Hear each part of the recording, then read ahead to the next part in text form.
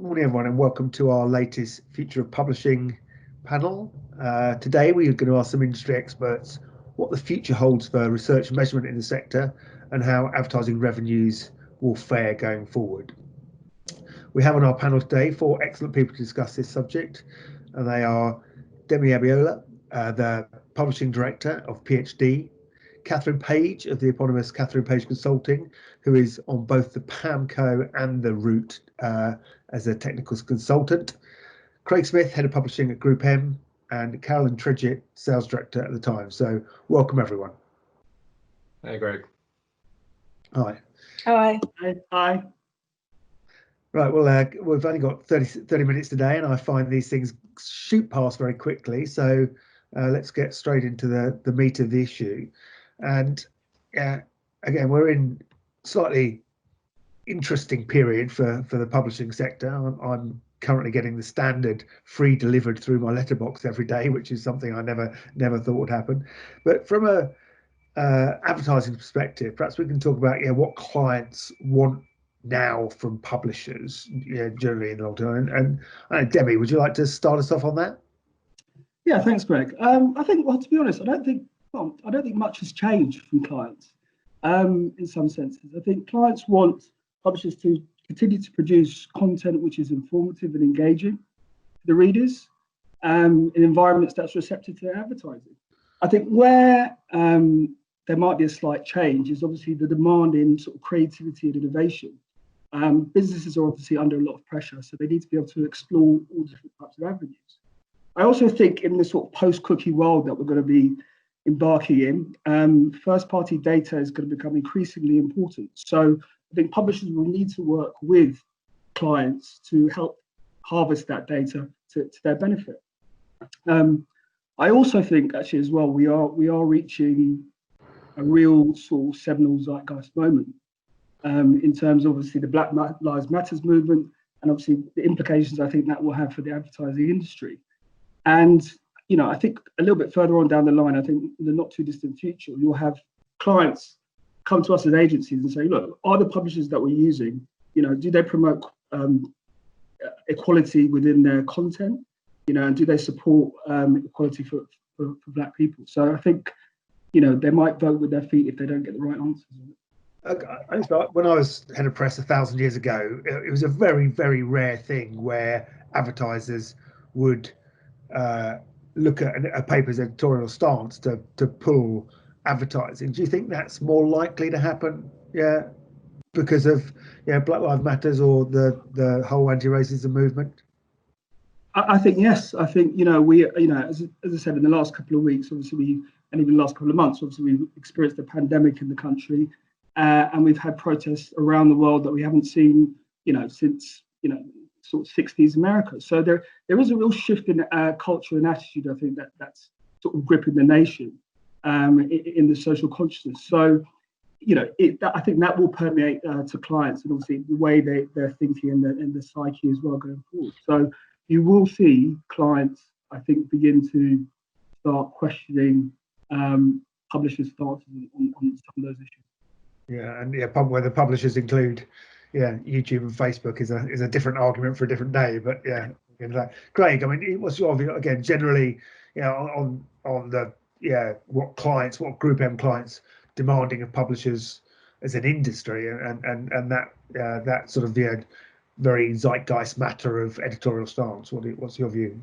Yeah, I think Demi's right. Nothing's changed in terms of tangibly what clients want. They want the same things that they've always wanted, but there's probably greater emphasis in certain areas. So they want quality content, they want quality environments, they want published content to be held accountable, and I think that's really, really key, because I think we've got an industry where we have the best in market in terms of creation of content. We have the best in market in terms of engagement of our audiences, and clients just want to know that audience is being reached effectively. They want to know that they're getting effective ad placements regardless of the channel of publishing. Obviously, publishing is more than just print now. It's more than just digital now, for that matter, as well. So there's multiple facets to it, and I think clients just want clarification of the areas that they've always wanted. So trust, security, engagement, I think you can then kind of take that a step further onto the points that Demi makes there. Consciousness of what's going on. We've hit that seminal moment, as Demi said, around the pandemic that we're in, and now the movement, the Black Lives Matter movement, kind of really taking the fore, as it should in the current environment. And I think that essentially we're kind of coming to a kind of loggerhead of the two coming together, where actually we can affect real change. And clients, for the most part, certainly the clients that are thinking about the future of their businesses, are wanting us to lead that change and wanting publishers to lead that change. So they rely on us as agencies and the buy side, and they rely on Caroline's guys and the publisher side and the measurement side, for that matter, as well, to showcase that we're setting ourselves up effectively for the future of their own businesses as well. So I think nothing's changed, but I think if we have to highlight the kind of key things that they've always wanted, and you may be able to kind of order them slightly differently now, it would be the security, trust, engagement, consciousness, quality. And then you can kind of get into kind of more deeper measurement kind of type areas, such as transparency and data, and that's something that's going to continue to grow as well. Okay, thanks, Caroline. So nothing's changed. Would that be the Newsbrand view? I mean, more generally, Newsbrands, I mean, have they had a good COVID? Or the PAMCO figures that were out this week look fantastic, but obviously ad revenues are down. What's the news?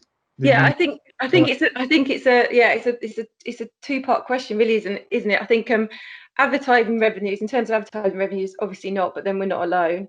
I think in terms of audience growth, digital growth, subscriptions growth, and absolutely, I mean, we've seen some huge growth in those areas.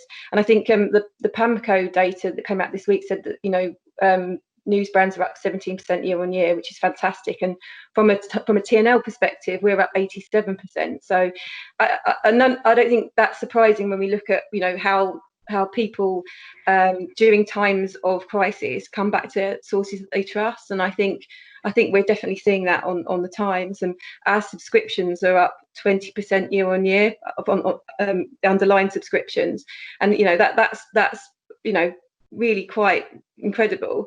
And what was more interesting, I think, is the level of engagement. So the actual engagement with those subscribers has gone through the roof, both from new and existing subscribers. So new subscribers are engaging with it daily, 180% more than previous new subscribers. So that's quite interesting. And like I said, I don't think it's surprising, because it's people trust us, and they're using us for guidance, and they're coming to us for expertise and advice. And I think Newsbrand journalism has had a brilliant time during this crisis as well, and has sort of really shown its importance. And there's some brilliant examples of some of the journalism that's happened during this time. So on the Sunday Times, for example, the 38 Days piece, which we run, which sort of went mad on social, and it was our biggest subscriber during the coronavirus period. But also then the government acted towards it. We actually drove some a conversation, dialogue with the government. And then on the Sun, for example, when the Sun had been campaigning for the NHS, and then you had Matt Hancock take it into an April news conference, and you've got the Mirror and the Guardian, who obviously broke the Dominic Cummings story. And then more, this week, for example, we've had the Marcus Rashford Red Box open letter, campaigning for children to have free school meals during the summer holidays, and the government have reacted to that as well, and obviously, and that's been absolutely brilliant. And I think what that's shown is how Newsbrands are making the agenda as well as reporting on it, and it's put journalism back into the fore. And I think we've seen how that's resonated with audiences, and we've seen how that's resonated with readers. And I'm sort of hoping that that's also resonating with clients, and that's putting us back onto the agenda as far as advertising is concerned, or not necessarily back onto it, but sort of put us higher up the agenda as far as advertising is concerned. Demi, let's pick up on that point again. So do you agree with Caroline? Have Newsbrands had a good COVID, and our clients gonna reward that as we come out of the economic problem we're in? Well, I think the first thing is, let's just celebrate the fact that a newspaper has been printed. I think the fact that lack of access to the office, you had national newspapers be able to print without any sort of problems at all, I think it's something to be celebrated.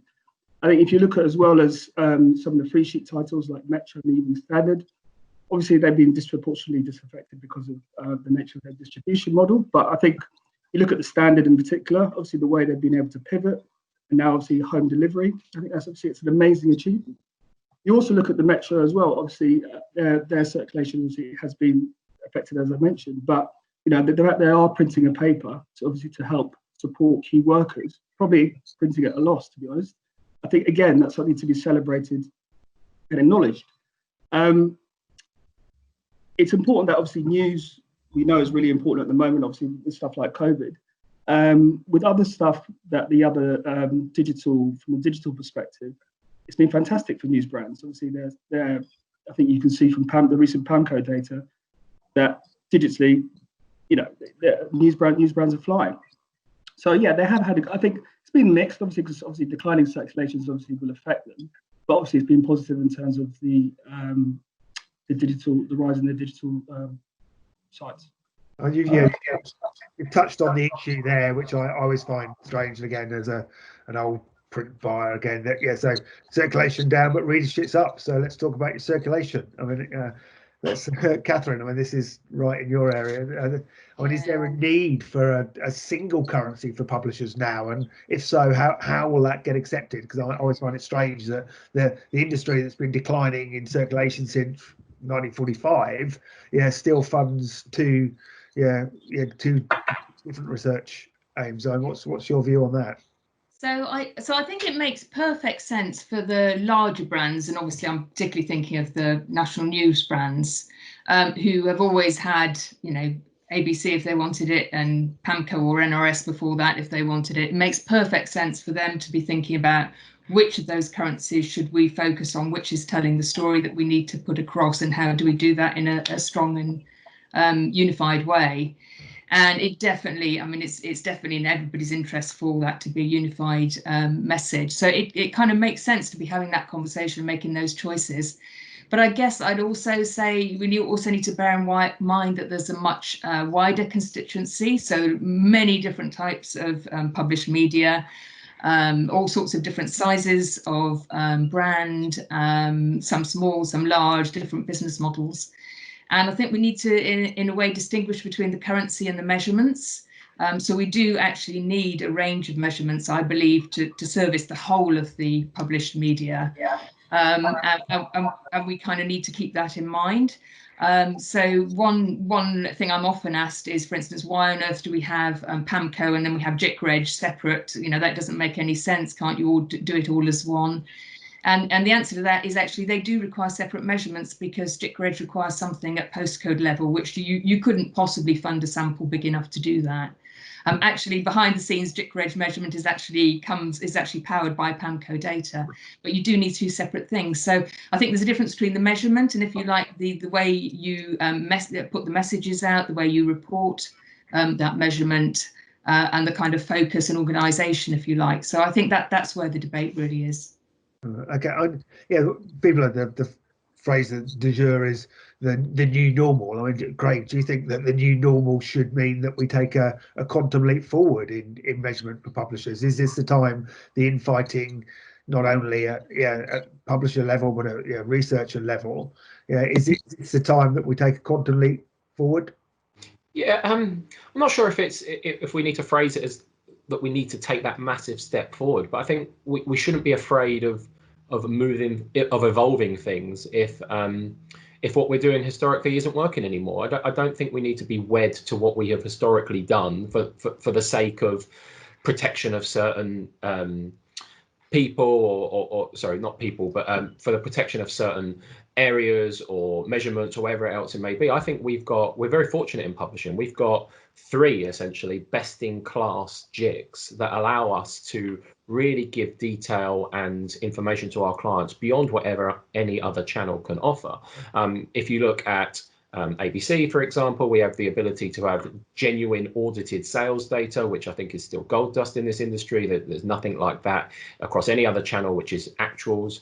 PAMCO is the largest face-to-face panel that the industry's seen, and I think is obviously only growing, and they face challenges during this COVID period, but I think are kind of excelling and coming on the back end of that. So I think if you go back to your initial point, Craig, is like, do we need a single currency? I think it's probably fair to say that PAMCO was probably designed to be that, if you like. But actually, there are many nuances within this where I think the industry is still trying to find the right use case for each of the respective JICs. And I don't think we've probably unlocked the full potential of PAMCO yet. I think people have potentially devalued unfairly some of the data that comes from ABC and from JIC-Reg. And I think what we need to do is, and obviously there's a review going on at the moment, I think we need to have a very open-minded conversation in that space, because I think there is a world where we can find a single currency or a planning, whether that's a planning or trading currency or both. But I think it's really, really important that we don't just accept what we've done in the past as being the way forward. We need to be prepared to make that change if it is the right change. Okay, Katherine, just back to you on that the face-to-face interview of PAMCO, that's obviously challenging, today, tomorrow, and probably for the medium term. Yeah, so I mean, obviously face-to-face interviewing has stopped, and it's not going to go back to how it was. Even when it's possible to start knocking on doors, there's no way the old PAMCO interview can happen the way it did. It involved a shared screen and so forth. Obviously, that's not going to work. So basically what's happening for PAMCO is that we're accelerating development that we already had in mind, we were thinking of for 2021, which is really looking at online first methodology. So there's tests in the field at the moment, and maybe there'll be a portion of face-to-face interviewing, maybe there'll be some other things thrown in. We're looking at things like video interviewing, which is quite exciting. But we need to develop a new methodology quickly. All of the other JICs are in exactly the same position. All the survey ones that rely on survey and face-to-face are doing the same thing. But it's quite exciting in some ways, because it means I think we're going to see a different sort of JIC. JICs in the past have been criticised for being quite slow to move. Being slow at the moment is obviously just not an option. So I think there'll be some quite exciting developments in measurement.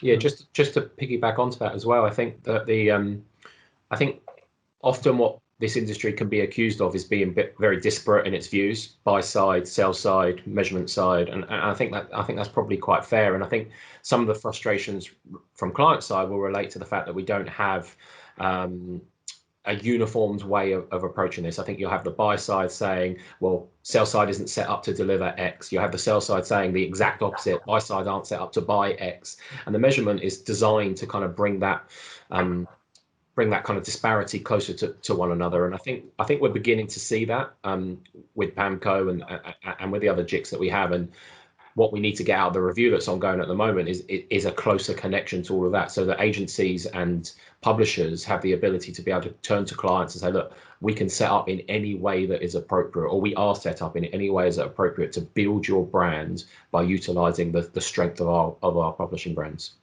So talking about moving quickly, Caroline, how are you going to capitalise on this increased digital reach? I mean, what plans do you have to try and use those encouraging figures to drive revenue?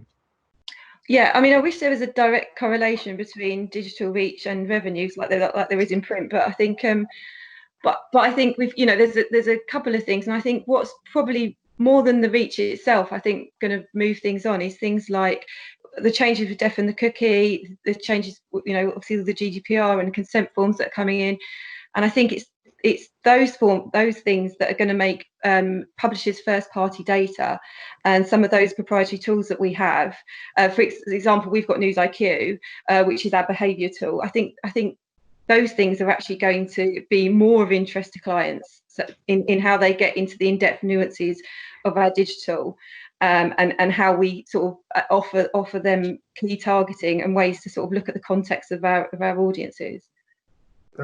Demi, you going to see more money from advertisers into the publisher sector because of the increased reach? Is that how quickly will PhD? I think one of the challenges obviously that they'll have, and Caroline mentioned it, is obviously things like keyword blocking. That's been discussed quite a lot in the industry at the moment in terms of various words not being able to be used. So I think obviously it requires an education of clients and also agencies as well as to how we get around that issue, because as I said, you get record numbers in terms of news sites, but because of keyword blocking, it's obviously affecting the revenues that publishers can have. So I think until that gets addressed, the increased sort of reach that they get, they're not going to be able to monetize that. Okay. And Craig, again, the GroupM forecast, the mid-year forecast just come out. There was a pretty drastic decline in Newsbrand revenue, but then a V-shaped sort of recovery in 21, 22. Again, can you see that there will be a different type of spend into the more traditional publishers, digital assets? Yeah, I mean, the opportunity exists. I think that's the one thing you can talk about when it comes to kind of these publishers growing their footprint, essentially, especially digitally, over the course of this pandemic. I think, as Katherine will be able to point out, I think the latest yearly data that came out from PAMCO last week, that the Newsbrands, for example, were up year on year pre-pandemic and up considerably year on year, and actually, as a collective, we're up there, if not greater than the duopoly in terms of reach and what have you. So to think that this increased reach is just going to immediately drive revenue it won't happen that way. We've had that battle for a long time. As Caroline says, it would be amazing to operate in a world where actually this increased reach leads to increased revenue, akin to how print used to operate and continues there. But I think what you can see is that clients are, and it goes back to the first question really, clients are more inclined now to support quality journalism and quality publishing. They want to be in quality environments. They want to be with professional environments. And we at GroupM, for a number of years now, we did a big study with Newsworks in 2018 on the quality of Newsbrands publishing and what that means for advertisers' activities. We believe that if we can continue to promote premium content, professionally produced content, and advertising in those areas, that brands are going to have a better output from that. It does get nuanced because, and we'll come on to this, performance campaigns, branding campaigns, they differ continuously. But I think there is opportunity, as I said at the beginning, there is opportunity for us to really drive home this reach. We wouldn't expect this reach that has gone in digital, that has absolutely gone through the roof. We wouldn't expect it to come down to where it started with. It will probably plateau to a degree, as anything normally would. But you would expect Newsbrands, and the Times are a really good example of it at the moment, to end up existing 30, 40, 50% up in their unique users at the end of this pandemic, if there is a fixed end, so to speak. And arguably the printed circulations, which have performed really well relatively, right? We've had 90% of the population in lockdown, but the paid for market was only down 17% month on month. COVID, the first batch of ABC COVID certificates versus the March certificates. But they've lost that circulation, and obviously some of that circulation was decline anyway. So it's unlikely that they're going to get back up to the level that they were. So it's incumbent on us, both as agencies and publishers, to really push this digital messaging forward and this digital reach forward, and making sure that we frame that in the right way. Got a question for Craig. Do you think with the rise of things like Ozone, do you think we're going to see a move away from programmatic, obviously with clients obviously valuing quality news environments and that premium news environment as well? Do you think we'll see more of that for your clients? Well, it's really important that the kind of the audience growth within all this is incumbent on us as a buy side to look at reasons why we'd use publishers even more. And I think Ozone's probably one of our best bets in that space. And I think they've done a good job of starting. I think there's a long way to go, but I think they've done a really good job of bringing this market together. They're obviously expanding beyond Newsbrand publishers now, and they've onboarded a lot of publishers this year. And in fact, they've onboarded a lot of publishers during the pandemic as well, which is great to see them continuing to push forward. I don't think it will lead to a reduction in programmatic spend. I think programmatic first is the vision of most clients, not all clients. I think you can't paint everybody with the same brush, but programmatic is still going to drive forward. But there are going to be routes to that programmatic. Yeah, again, let's not again. We did a whole event on programmatic, so I won't get into that. But this is due to be about measurement. So yeah, well, and Katherine, maybe we come to you. That whole, I presume you work with Ozone reasonably closely in your PAMCO. Yeah, well, Ozone is the Ozone packages and brands are being measured on PAMCO now, so yeah. And there again, so what do we expect advertisers to trust? Cookies, panels, pixels, face to face. What is I mean, clicks has been what's been driving digital revenue for 20 years. Yeah. The trust. I think we've got a bit of a disconnect, really. I mean, the key word that you say there is trust. We've mentioned trust quite a few times in this conversation. And I think what we have now is we have sort of these different stages along the process. So we have, potentially planning is done with audience measurement data, which tends to be done by industry bodies. It's quite transparent. It's well documented, tends to be, the highest quality that the market can afford. Then we move on to the buying, which is done, separately. It's on very diverse data sets of browsers and devices, etc., with different definitions and modeling of characteristics, etc. And then finally, in the process, we've got evaluation, and that's different again. And different models, different panels being used, different quality of panels, and then surprise different answers. So I think there's a lot going on there, and trust really needs some understanding. People need to know what's going on under the bonnet in order to be able to assess these different things and the answers they're getting, because actually sometimes those answers are really important to the business decisions that are being made. So there's an interesting parallel in the States at the moment for TV, where there's a lot of unhappiness because the TV attribution models produce very, very different results, and they're actually launched an industry project to try and understand that and get under that. So that's one thing. I think we just need to have much better insight into what's actually going on with all of this data. We have to use it. It underpins everything, but we need to understand it better. And the second thing is, I think that there's also opportunities for kind of a more holistic view.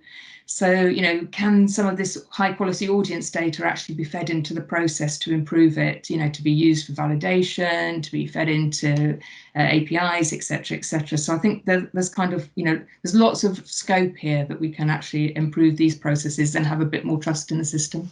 And Caroline, how are you going to build trust in the digital metrics that TNL is going to put out?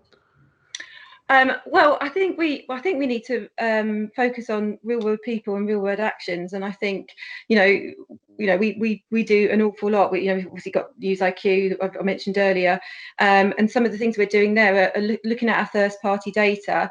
And using a number of different techniques to work out how people react to emotions, insight, preferences, and then be able to feed that back to audience, feed that back to advertisers, to give them a better idea of how their advertising works within our context. I do think it's. I absolutely agree with Katherine saying. I do think there's a lot of different data about, but I think it's. The things that we can do from a proprietorial offering are very useful for clients. So I think it's having that first party and that understanding of our audiences is essential going forward. And as I talked about, clicks being has been the single biggest driver for digital revenue. How do we get context back in? How do we make sure that context becomes important? I think it's more important than ever. It's quite a difficult one because I don't think that's really changed, and I think there's been a lot of research about that. There's been several studies that have shown how context helps measurements and helps actually sort of move the dial on advertising. I think there's a Newsworks one, there's a magnetic one, and I hope advertisers are recognizing that, because even if you know from your own way you read things yourself, if you're engaged in something, if you're really engaged in whatever you're reading, you're more likely to react with the advertising than if you're not. And I think that's key. So I think that perceived endorsement from Newsbrands and quality Newsbrands is really important too. So I'm hoping a lot of the work that we're doing around that and getting that message out to market is going to make a difference.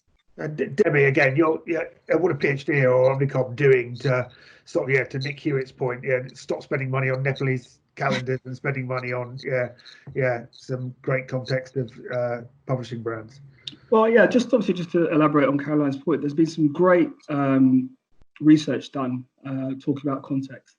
Newsworks did one with the AOP where they partnered with Neurosite and sort of to investigate context on brain responses. And that looked at things like long-term memory encoding, engagement, emotional intensity. And actually, the summary of that is overall context and environment can have a significant impact on obviously how ads are processed and acted upon, which you know, as when I'm looking at my clients at PhD, that's what you want. You want your advertising to be engaged with. So, you know, looking at obviously the different types of digital environments they are, we know that they're going to produce a different type of outcome depending on the context in which they appear in. So I think it's conveying that to clients and making them aware. Look, where you put your ads is really, really important. Yeah, I think just final word to you. Give us a optimistic end. How is context going to become more important for? Yeah, I think it's already far more important for branding and awareness-based campaigns, right, from clients. I think that's the point at which we've kind of nailed pretty quickly. But when you get into performance campaigns, you potentially lose some of the context importance, because it's about the cost per lead or the cost per acquisition or whatever it may be. But it kind of rounds us off nicely to the point that Demi made at the beginning in the very first question, right? The consciousness of the advertiser, the consciousness of the consumer is growing more and more. And we've got two fundamentally world-shifting things going on right now, which I think are just going to emphasize that even further. I think context is going to become increasingly important with the third-party cookie depreciation by 2022. We're probably going to need to reevaluate how we measure and assess performance in digital advertising anyway. And that goes back to the points Katherine made around panels and insight and context. And I think we've got plenty of opportunity to show how context works. Demi raised the Newsworks and AOP piece there. There was a Lumen piece during the pandemic, which was, or now, still pandemic's still ongoing, which showed that actually advertising units were being viewed more next to COVID content. So we've got a lot of resources available to us. I think context is really, really important. We've got tools that are now beginning to be in play. We've had Admantics for a while. We've got Mantis now coming out from Reach. I think the development in that area is only going to put context further up the funnel for everybody. All right, thanks very much. Well, thanks everyone. I think that's as I promised, we've whizzed through that 30 minutes very quickly. Thanks. So I heard optimism for the published media sector there, a need to potentially move faster when we come out of the pandemic. And my one concern is that, again, I think there is probably still many different measurement things that we're looking at, and that may slow down progress in terms if we are going to actually see ad revenue return to Newsbrands and for them to get their fair share. But thanks very much to all of you for your input, and I hope to see you at a Mediatel event soon. Thanks. Thank you, guys.